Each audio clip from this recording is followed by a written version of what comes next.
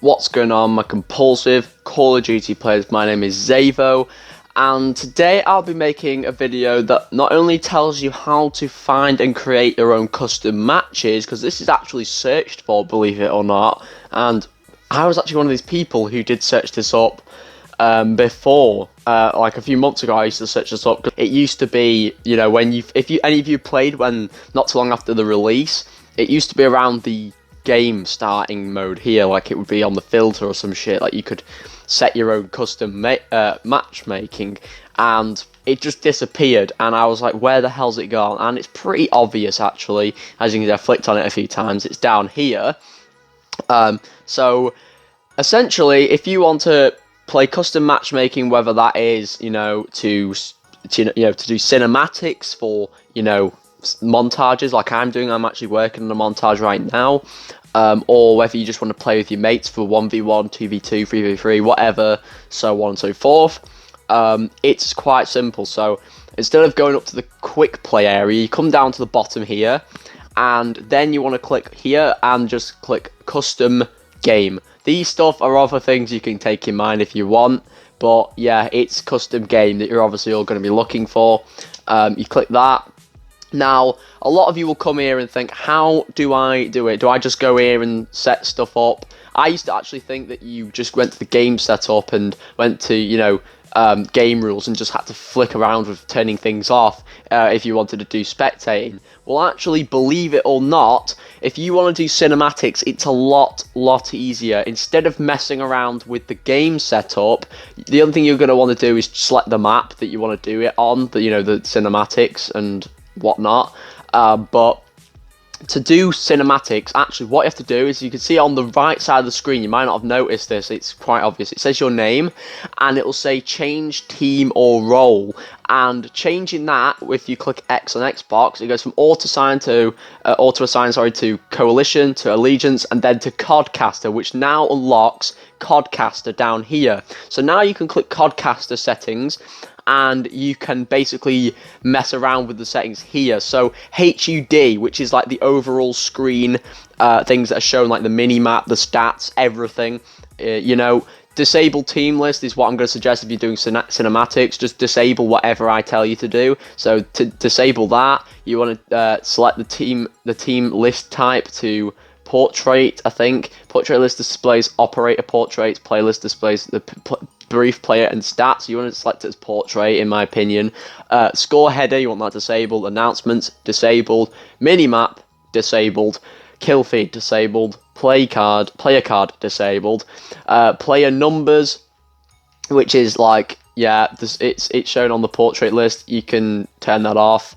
And yeah, that's pretty much all you need to worry about. So MISC and all this sort of stuff, these are all other types of like different effects, like free camera speed, like the speed of it and all that. You can feel free to mess with them if you want. It should be already a free camera default, so just leave it to default, and there you go. So you can literally just mess around with any of this shit. But that's basically what you do. So you want to select that codcaster, select the map you want to choose, you want to select start match. So I used to think it was a case of having to mess around with the game setup, go into the modes and the team and shit, and then you'd have to mess with the mini map. But that's if you want to do your own custom matchmaking for when you're playing the game itself. So don't get mixed up when going out, because you'll end up going to it and think, oh, I can do the thing where I click change team to spectating, and then you'll have this whole load of crap popping up on your screen. It's stupid. But as you can see, we're already in the sky and there's a timer, so it shouldn't be too long. It should be about 20-15 seconds, some shit like that. So wait for that to count down, and then once that has started, you can just freely move around the map that you've selected with absolutely nothing on your screen other than the map. There's not going to be any information other than this little string of coding. If you can actually see that in the very bottom left corner, there is a little bit of coding. So you just want to, yeah, you just want to click B like that to back out of that, and then obviously there is code in the bottom. If I go to a white screen like this, you can probably see in the bottom left corner there's like numbers, but that shouldn't be too bad. But other than that, literally this is how you do your cinematics. So let's say if you wanted to go down this road, you can actually go out of the map as well. Did I even mention that? I know this is quite slow. That's why you can change the speed of your camera, but I've selected it so slow so you can actually get really good angles, like instead of going really quick and bumping through stuff and not getting the angles you want. So you could go out of the map, but it's not that good, the rendering, let's be honest. So let's go back into the map. So let's say you wanted to start from this road. Something I've noticed as well is the van's gone. If you actually play in multiplayer, you'll know there's a white van here. That's, yeah, there's a whole controversy about white vans here in the UK for some reason, but I think you know why. But as you can see, you just go down this road and you can do all kinds of setup, like cinematics. You could do shit like this, you know, slowly moving your sticks on your controller like that. You can do all kinds of crazy shit with this selected. You can even go into the shop, you know, which you can't even do in multiplayer, which I think is pretty sick. So you could do like an angle where you come out of the shop like this, like it starts off and the screen goes bright, and then, you know, you get a glisten on the sun like that, you know.